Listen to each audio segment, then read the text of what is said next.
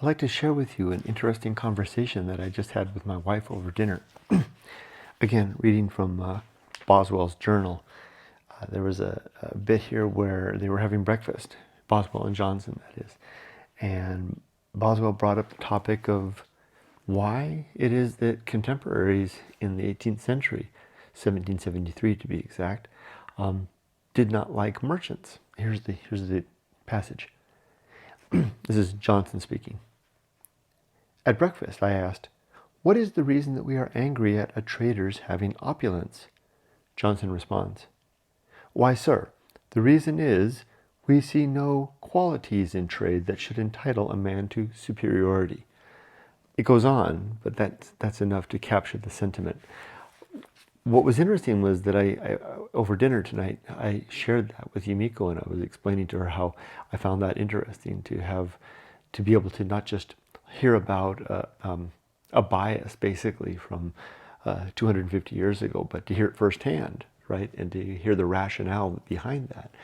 And after a little more discussion, she and I came to realize that that exact same sentiment existed in Japan at the same time. She was asking me, "Kurt, when was that?" And I said, "Well, that's about the middle of the Edo period, which was from 1600 to 1863, I think it was, right? So, and 1773. So, well, about 2/3 of the way through the Edo period.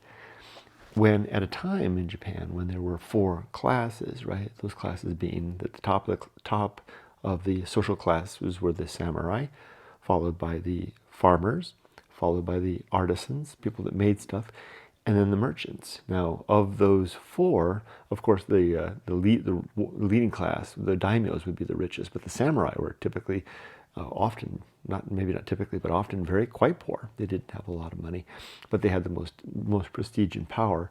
The farmers were number 2, but they were certainly the poorest of the group, so they didn't have much wealth, but they certainly were held in high esteem. And then way down here at the bottom were the merchants, who were the wealthiest, except for the leading samurai class folks, the daimyos, but they were the ones held in the lowest regard. That is the same exact sentiment that Dr. Johnson and Boswell were discussing in 1773 in the Outer Hebrides in Scotland.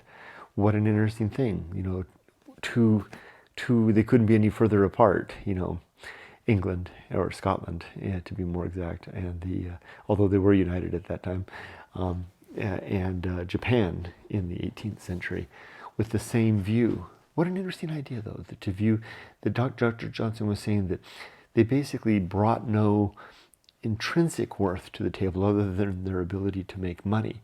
And he goes on to describe, for example, that a soldier, for example, that may go to war, may come back with the spoils of the war, plunder, and be rich and be deserving of acclaim and high regard due to the fact that the service that they made. But what more for the merchant? Not so much, I guess, not so much.